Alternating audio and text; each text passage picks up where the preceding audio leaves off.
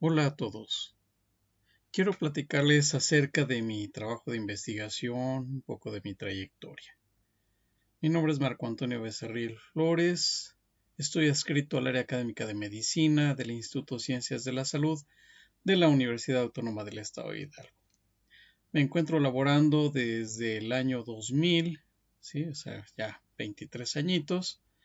Y bueno, les quiero comentar que antes de incorporarme a la universidad, pues me formé en investigación desde el año 1991, cuando ya egresé de la licenciatura y empecé a desarrollarme en proyectos de investigación. ¿Sí? Primeramente debo decirles que soy químico farmacéutico biólogo, egresado de la UNAM con una orientación bioquímica microbiológica. Posteriormente realicé una maestría, la maestría en ciencias biomédicas, especialmente en el área de parasitología, también en la UNAM. Y finalmente el doctorado en ciencias en la UNAM también, eh, también especializándome en investigaciones en parasitología, microbiología y parasitología. Bien, pero ¿cómo inicié? Valdría la pena mencionarlo porque a lo mejor algunos están en esa etapa, ¿no? En el que tienen que decidirse si van a dedicarse a la investigación científica o no. Pues fíjense, en mi caso hubo dos áreas previas que me llaman mucho la atención. El área de la química, en donde yo me ponía a hacer experimentos. Bueno, desde luego que en la carrera de químico farmacéutico biólogo llevamos varias materias de química. Sí, aquí les muestro un ejemplo, una electrólisis, ¿verdad? Que descomponemos el agua en sus dos componentes, ¿no?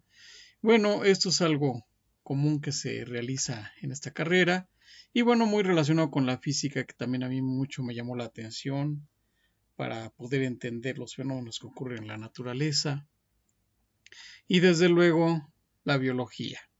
De ahí mi formación de químico farmacéutico biológica, ¿sí? Donde estudiamos desde los aspectos moleculares hasta los aspectos biológicos meramente relacionados con los animales, con las plantas y desde luego con el ser humano. Aquí pueden notar ustedes el microscopio como un símbolo que siempre vamos a aportar por nuestra área dedicada a la microbiología. ¿Sí? Bien,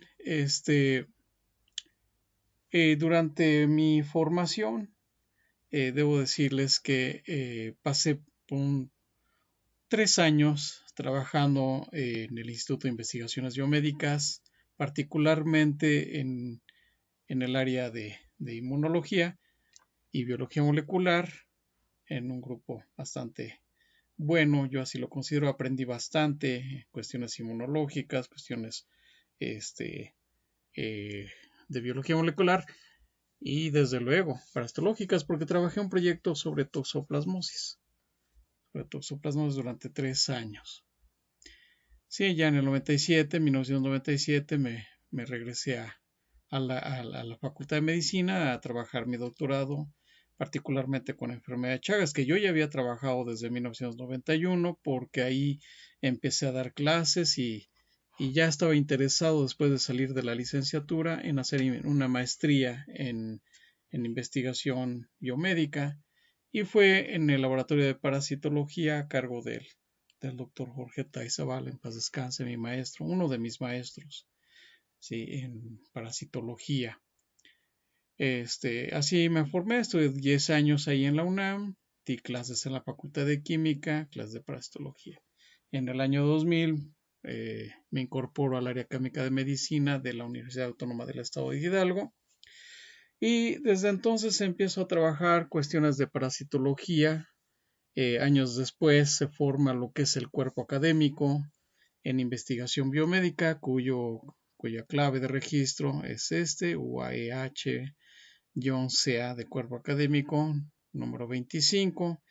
Y a la fecha las 3 líneas de investigación que se trabajan son las siguientes: microbiología molecular de las enfermedades infecciosas y aplicación biotecnológica, La segunda es una investigación de productos fitoquímicos aplicados a la salud humana, esto es, sustancias químicas extraídas de plantas que tienen que ver con efectos en la salud humana. Y la tercera es sobre la nanotecnología aplicada a la medicina, entendiendo que las nanopartículas son estructuras sumamente pequeñitas que pueden incorporarse a sistemas, por ejemplo, sistemas biológicos, y pueden tener un efecto más directo sobre lo que se está buscando. Bien, dentro de las líneas de investigación que me han interesado son las siguientes. En primer lugar, epidemiología de la enfermedad de Chagas en el estado de Hidalgo. Yo cuando llegué al estado de Hidalgo en el año 2000, pues me di cuenta que la información que se tenía era escasa, sí había, pero era escasa por los sistemas de salud, pero no estaban bien demostradas las zonas, si habían zonas endémicas de enfermedad de Chagas. Entonces me propuse a trabajar los factores o investigar los factores epidemiológicos que favorecen la enfermedad de Chagas, particularmente en el estado de Hidalgo.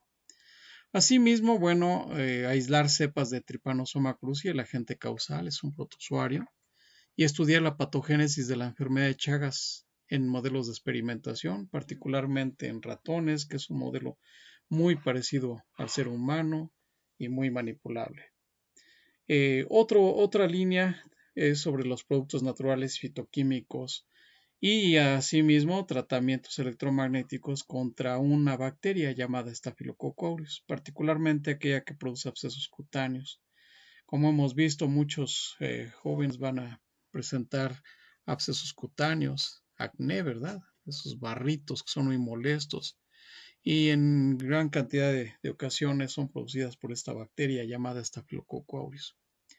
La caracterización de microorganismos aislados del pulque fue otro de los puntos que me interesaron, porque el pulque pues, es una bebida tradicional, pero puede tener microorganismos y sin embargo tiene sus propiedades benéficas al ser humano. Entonces, lo interesante es ver quién le da esas propiedades benéficas. Por eso pensando en microorganismos que pudieran tener una capacidad probiótica.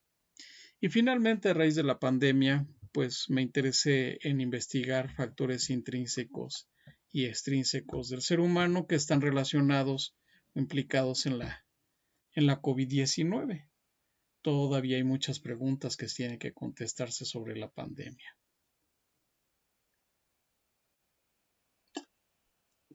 Bien, en el año 91 yo empecé a trabajar con parásitos intestinales con mi maestro, el doctor Jorge Tay. Y al mismo tiempo me interesé por hacer una maestría trabajando con artrópodos de importancia médica, pensando que estos artrópodos cuando pican ya en muchas ocasiones al ser humano, a una persona, esta persona puede adquirir una resistencia contra los insectos. Estudiando las bases inmunológicas, entendimos que la saliva y otros componentes podrían ser inmunogénicos, generando una respuesta de defensa contra el propio artrópodo, haciendo que después ya no pudiera afectarle e incluso hasta pudiera ser afectado el mismo insecto artrópodo. ¿Sí?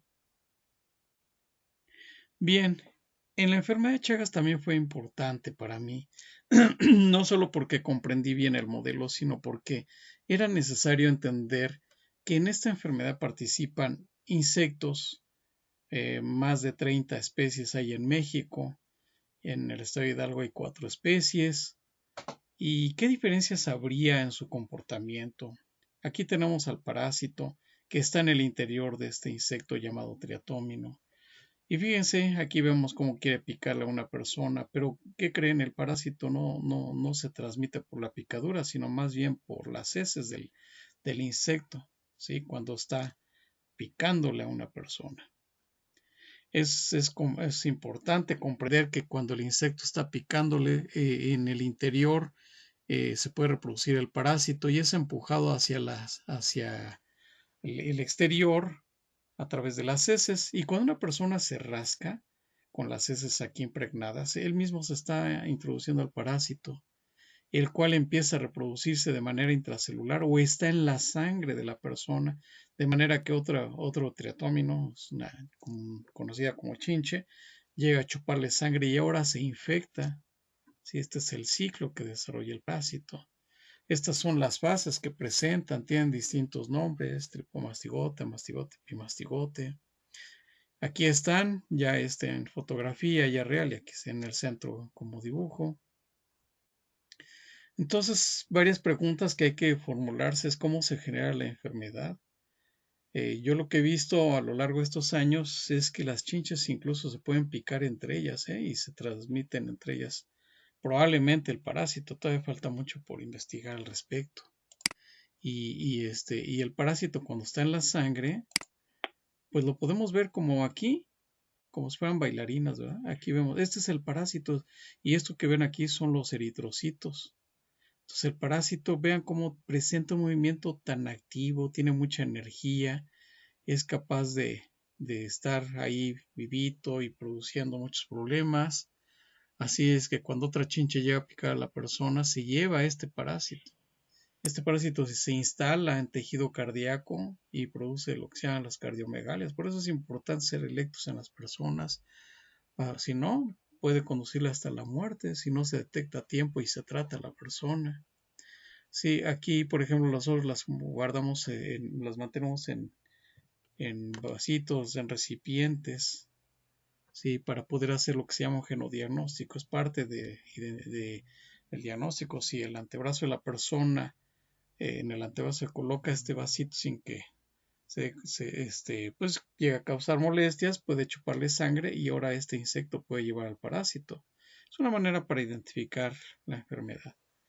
Pero fíjense que hay muchos interrogantes. Si el parásito, si está en la sangre, entonces, ¿qué pasa si una mujer está embarazada y se infecta? Si el parásito está en la sangre, ¿es posible transmitirle al feto? Pues desde luego. Nosotros quisimos investigar precisamente en uno de los proyectos si en un ratón, una ratona que está preñada, tiene el parásito, le puede transmitir al feto. Pues desde luego que sí. Y pudimos darnos cuenta que se genera una doble reacción inmunológica. Es decir, por un lado, cuando están infectadas, ¿qué creen? Producen o tienen menos crías. ¿Sí? Los ratones pueden tener 8, 10, 12 crías, 13 crías. Pero cuando están infectadas por T. cruzi tienen menos. ¿Sí? Bueno, pues uno diría, pues sí, el parásito está infectado, están matándolos, ¿verdad? Bueno, pero ¿qué creen? Por otro lado, también se genera una respuesta inmune en la ratona y el parásito es menos agresivo a la misma madre, ¿verdad? Entonces eso llamó la atención. Hicimos una tesis donde demostramos precisamente que había una dualidad en la respuesta inmunológica. Por un lado defiende a la futura mamá y por otro lado también la, la- la, pues va a afectar al feto, ¿no? O sea, actúa contra el tripanosoma, pero también actúa contra el feto. Esa es la doble respuesta. Bueno, pues como les decía, yo ya había tenido experiencia en el trabajo de la descripción de zonas endémicas de enfermedad de Chagas, como aquí, ¿no? En Iguala Guerrero, donde investigamos si habían personas infectadas con Trypanosoma cruzi y ahí demostrando alrededor del 1.8% de personas serológicamente positivas, ¿sí? Y lo mismo dije, bueno, vamos a ver qué sucede en el estado de Hidalgo. Este fue el primer trabajo que realicé, donde demostramos en tres municipios del estado de Hidalgo la presencia del triatómino, del insecto, además infectado con el parásito, con Trypanosoma cruzi. El parásito lo aislamos y además vimos que producía letalidad en los ratones. Y además investigamos la presencia, o más bien buscamos personas que estuvieran positivas.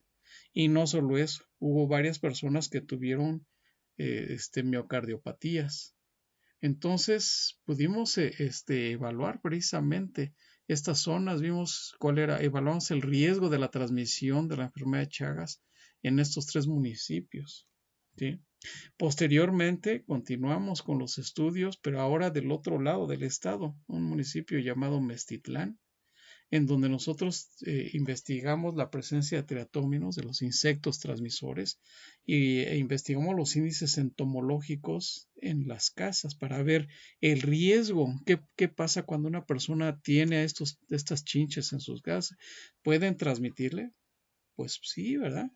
Pero puede ser que le transmitan o no. Puede ser que no estén parasitados y puede ser que el parásito no sea tan patógeno. Entonces, bueno, todo esto lo investigamos también. Continuando con los estudios sobre enfermedad de Chagas, pues también investigamos sobre si una cepa puede tener varias clonas y efectivamente, ¿no? Una cepa puede tener varias clonas que tienen diferente comportamiento y la suma de todos da el promedio precisamente del comportamiento de las clonas.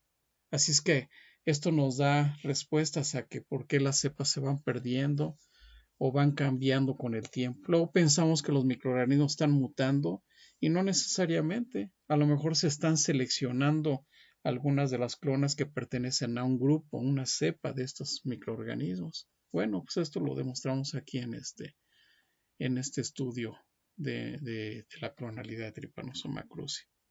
Y seguimos con las investigaciones aquí, como les decía, en esta tesis, ¿no?, de efecto de la gestación en ratones sobre el curso de la infección de T. cruzi y la respuesta humoral a anticuerpos. Y otro, pues con miras a la protección, evaluamos la capacidad inmunogénica de un extracto de Trypanosoma cruzi, pero en un extracto liposomal, porque aquí demostramos que el tripanosoma puede ser un buen inmunogénico, pero debe de estar dentro de un liposoma, una burbuja de grasa, ¿verdad? Para que pueda entrar fácilmente y producir una respuesta inmunológica lenta pero efectiva. Sí, pero esto también explicaba que el tripanosoma le gustan las grasas y por eso luego se va a corazones con alguna afectación y en corazones grasos, ¿eh? Bueno, pero no nada más eso, también en el estado de Hidalgo pudimos aislar una colonia de triatoma mexicana y describimos completamente el ciclo de vida del parásito en cuanto al tiempo de desarrollo. Aquí están las imágenes, no les miento, aquí está desde las características del huevito, en cuánto tiempo eclosionan las larvas, las ninfas, ¿verdad?, los estadios ninfales, en cuánto tiempo, cuánto comen, se infectan o no se infectan con el parásito. Aquí están la hembra, el macho, todo esto lo desarrollamos. Aquí está, desarrollo biológico de triatoma mexicana, bajo condiciones de laboratorio. ¿Sí?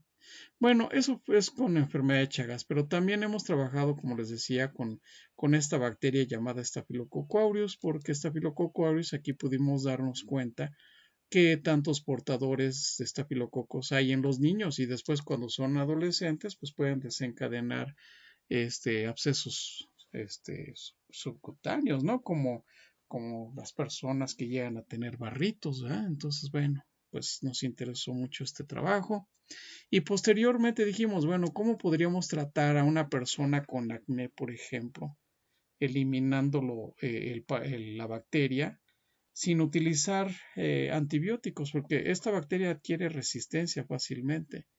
Y nos dimos a la tarea de investigar el efecto de los campos electromagnéticos sobre el crecimiento de estas bacterias.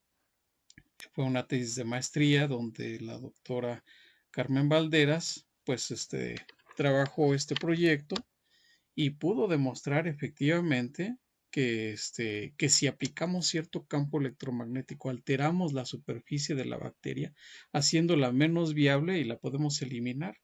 Hay una reducción de casi la mitad de las bacterias. Entonces, pues bueno, este fue un trabajo bien interesante en el 2012, donde demostramos precisamente cómo los campos electromagnéticos podrían aplicarse como terapia en lugar de estar utilizando sustancias químicas para poder eliminar microorganismos, curar a una persona de una infección, pero demostrado ya científicamente.